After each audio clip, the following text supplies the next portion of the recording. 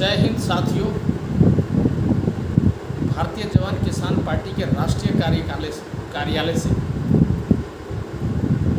आज कुछ बातें जो है डिस्कस करने का मन में विचार आया। जैसा कि आप बहुत सारे दोस्त जानते होंगे कि भारतीय जवान किसान पार्टी बहुत तेज़ी से भारत देश में अपना क्षेत्र फैला रही है। 2024 में जो लोकसभा चुनाव हुए हैं उसमें 49 कैंडिडेट्स हमारे जो है कंटेस्ट किए थे, एमपी कैंडिडेट्स। उसमें कमोबेश सबने अच्छे जो है परफॉर्मेंस दिखाए हैं और हमारी जो प्रेजेंस है पार्टी की वो नेशन वाइड हुई। कई राज्यों से हमारे कैंडिडेट जो है चुनाव लड़े हैं पार्टी से। भारतीय जवान किसान पार्टी मुख्य रूप से जो फोकस कर रही है वो है राष्ट्र धर्म। हमारा जो मुख्य मुद्दा है वो है सरहद से संसद का सफर। जो देश के प्रहरी देश की रक्षा बॉर्डर पर रह करके करते हैं, उनको जब ये एहसास हुआ कि वर्तमान सरकार जन आकांक्षाओं को पूरा करने में खरी नहीं उतर पा रही है, तो उन वीर योद्धाओं ने, सुरमाओं ने ऐसा फैसला लिया कि हमें खुद से जो है भारत की जन सेवा में उतरना है। इसमें एक महत्वपूर्ण कड़ी जुड़ा तब जब भारत देश के अंदर अग्निवीर योजना शुरू हुई। भारतीय सेना में अग्निवीर योजना का जब से शुरुआत हुआ है तब से भारतीय सेना के सैनिकों, अधिकारियों ने यह फैसला लिया है, जो रिटायर्ड हो चुके हैं उन्होंने फैसला लिया कि इस तरह की घटनाएं, इस तरह के कार्यक्रम देश की सुरक्षा के लिए सही नहीं।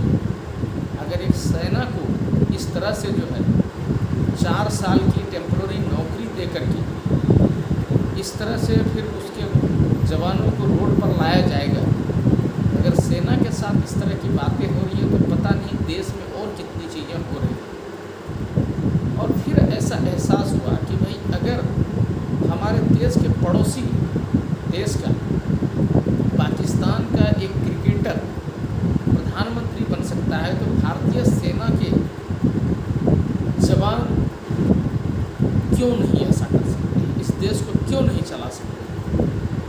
राजनीति किसी की जागीर नहीं, वो एक अलग बात है कि आज बहुत सारे पारिवारिक घराने, बहुत सारे दबंग, बहुत सारे बड़े बड़े बिजनेसमैन राजनीति पर अपनी काबिज किए बैठे हैं और इन्हीं काबिज को हटाने के लिए, उससे लोकतंत्र को मुक्त कराने के लिए भारतीय जवान किसान पार्टी बनाई गई है।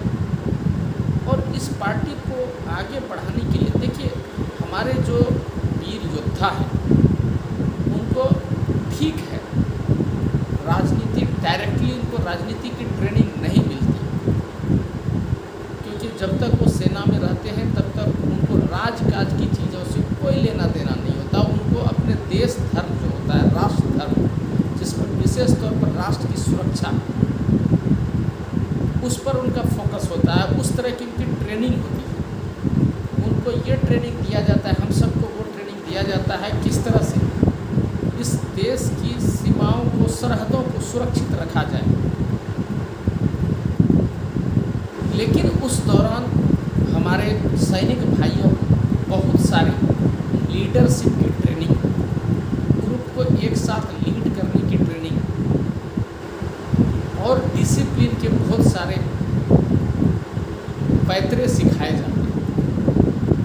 और वही जो हमारे ट्रेंड सोल्जर्स जो रिटायर्ड होते हैं वो आज इस पार्टी के बिहाइंड में वर्क कर रहे हैं। अब ये जो हमारी जो पार्टी बनी है, इस पार्टी में किन किन मुद्दों को हम लोग को अभी फोकस कर रहे हैं। सबसे पहला मुद्दा हमारा है संगठन। उस संगठन में हमें अभी सबसे ज़्यादा जो फोकस हम लोग कर रहे हैं वो है हर लोकसभा क्षेत्र, हर राज्यसभा क्षेत्र, हर विधानसभा क्षेत्र, हर विधान परिषद क्षेत्र, हर वार्ड का क्षेत्र जो म्यूनिसिपल कॉरपोरेशन वगैरह के वार्ड्स होते हैं, या हर प्रखंड का क्षेत्र, हर पंचायत के क्षेत्र, एक गार्जियन स्वरूप हमारे भूतपूर्व सैनिक उस क्षेत्र को टेकअप करें। और वो गार्जियन स्वरूप, देखिए ये जरूरी नहीं है, भारतीय जवान किसान पार्टी का गठन इसलिए नहीं हुआ है कि सारे भूतपूर्व सैनिक ही चुनाव लड़ेंगे।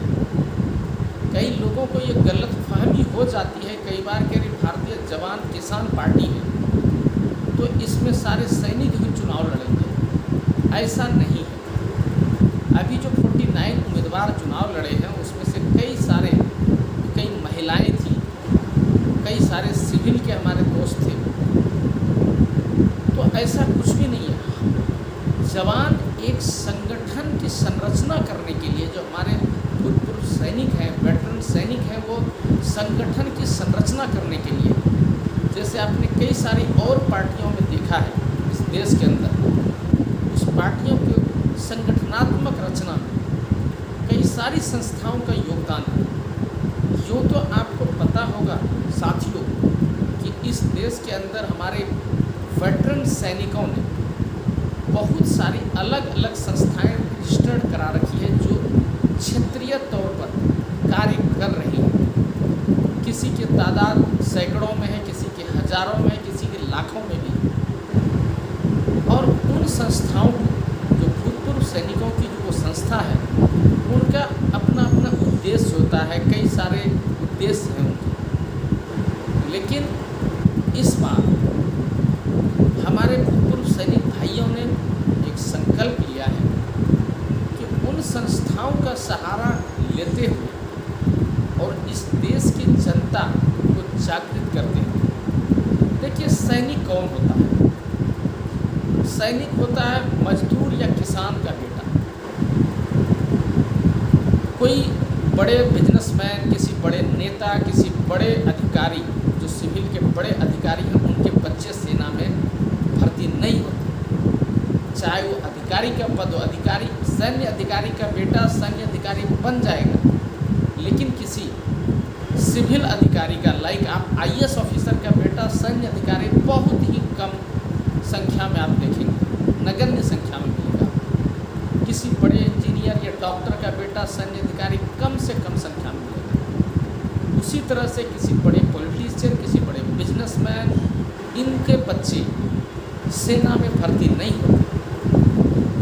और जब से ये अग्निवीर योजना आई है, सेना का ग्राफ और इतना नीचे गया है। अब तो अग्निवीर योजना की वजह से जो सैनिकों के बच्चे सेना में भर्ती हो रहे थे, उनको भी बहुत बड़ा सेटबैक मिला है। वो भी इस टेम्पररी तरह की जो व्यवस्था है उसका, वो भी अब उससे उनका दिल टूट रहा है। सैनिक के बच्चे भी अब सैनिक बनना नहीं चाह रहे इस देश के अंदर। तो कौन सा कुनबा बच जाता है? गरीब किसान और मजदूर का बच्चा। तो ये जो बहुत बड़ा तबका है किसान मजदूर का, जिनके बच्चे सेना, अर्धसैनिक बलों में, पुलिस में, प्रशासन में जाते हैं, ये एक बहुत बड़ा कुनबा है इस समाज का। या छोटे बिजनेसमैन जो होते हैं, छोटे छोटे दुकान चलाने वाले, ठेला चलाने वाले, रेडी पट्टी चलाने वाले, इस तरह की जो आबादी है इस देश की, वो कितनी होगी? एक बहुत बड़ी आबादी है। 80% से ज़्यादा आबादी इस तरह की लोगों की है। और वो हमारा वो जो कुनबा है इस देश का सबसे बड़ा कुनबा है। तो हमारे भारतीय जवान किसान पार्टी का संगठनात्मक ढांचा तैयार करने के पीछे हमारी पार्टी जुटी हुई है कि हम हर जिले में, हर लोकसभा क्षेत्र, हर विधानसभा क्षेत्र, हर पंचायत क्षेत्र, हर प्रखंड क्षेत्र, हर वार्ड क्षेत्र अपने सैनिक भाई जो रिटायर्ड हुए हैं उनको एक गार्जियन बनाते हुए वहाँ पर सामाजिक व्यवस्था को मजबूत करने के लिए अच्छे कैडर के राजनेताओं को सुधारने के लिए, उनको ट्रेंड करने के लिए समाज का वो व्यक्ति जो समाज सेवा करना तो चाहता है, लेकिन कोई भी बड़ी और इस्टेब्लिश पार्टियाँ उनको जगह नहीं देती। मजबूरी में या तो उन्हें निर्दलीय चुनाव लड़ना पड़ता है इंडिपेंडेंट कैंडिडेट के तौर पर, या उनकी जो मंशा है उनके सीने के अंदर यूं ही दबी रह जाती है। उन कुनबे के, उन सामाजिक कार्यकर्ताओं को हमारी पार्टी गोद ले रही है, तैयार कर रही है। उनको आगे बढ़ने में हम पूरी तरह से उनके साथ खड़े हैं, क्योंकि राजनीति आज की डेट में पैसों से बहुत ज़्यादा कनेक्टेड होती जा रही है। एक मानसिकता ऐसी बन चुकी है कि जिसके पास मोटी रकम है वही राजनीति कर पाएगा। इस सोच को भी बदलने में हमारे भूतपूर्व सैनिक भाई सामाजिक कार्य में लगे हुए हैं। बहुत सारे जो संगठन है हमारे भूतपूर्व सैनिकों के, वो संगठन इस पार्टी को साथ दे रहे हैं, और इसकी वजह से ये पार्टी दिन प्रतिदिन आगे बढ़ती जा रही है।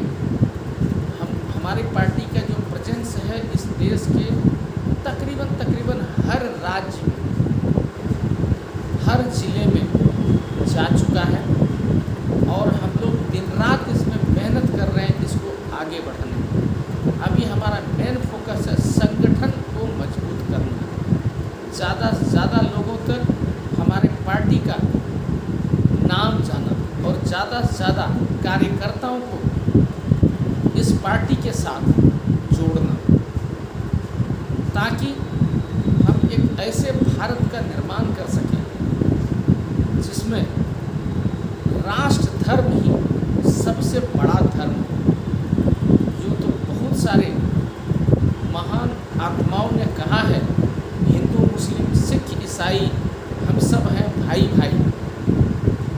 मजहब नहीं सिखाता आपस में पैर रखना, हिंदी है हम वतन है हिंदोस्तां हमारा। भारत देश विविधताओं में एकता का देश है। यहाँ पर अनेकों प्रकार की भाषाएं बोली जाती है, अनेकों प्रकार की भाषाएं लिखी जाती है, अनेकों धर्म यहाँ पर बराबर सम्मान के साथ चल रहे हैं। ऐसे देश में सैनिक जिन्होंने सरहदों की रक्षा की है, वही इस देश का गार्जियनशिप लेकर के इस देश को सही रास्ते पर खड़ा कर सकता है। पूरे देशवासियों से अपील है, भारतीय जवान किसान पार्टी को हर तरह से सहयोग दें। सबसे पहले आप इनके साथ जुड़ें, हमारी पार्टी के साथ जुड़ें, इसकी सदस्यता ग्रहण करें, इसके साथ अपना विचारधारा को समाहित करें। हमारी जो कोर कमेटी है, नेशनल कोर कमेटी और स्टेट कोर कमेटी, उसके साथ आप संपर्क करें, उन्हें जो है अपनी विचारधाराओं से अवगत कराएं, और अपने क्षेत्र के, आप जिस क्षेत्र से बिलोंग करते हैं उस क्षेत्र के ऐसे व्यक्ति जो समाज सेवा में पूरी तरह से लीन है, वैसे व्यक्तियों को हमारी पार्टी के साथ नेतृत्व करने के लिए हमारे साथ जुड़े। हम उनका तहे दिल से स्वागत भी कर रहे हैं और समर्थन भी करेंगे। आज के लिए इतना ही। जय हिंद, जय भारत।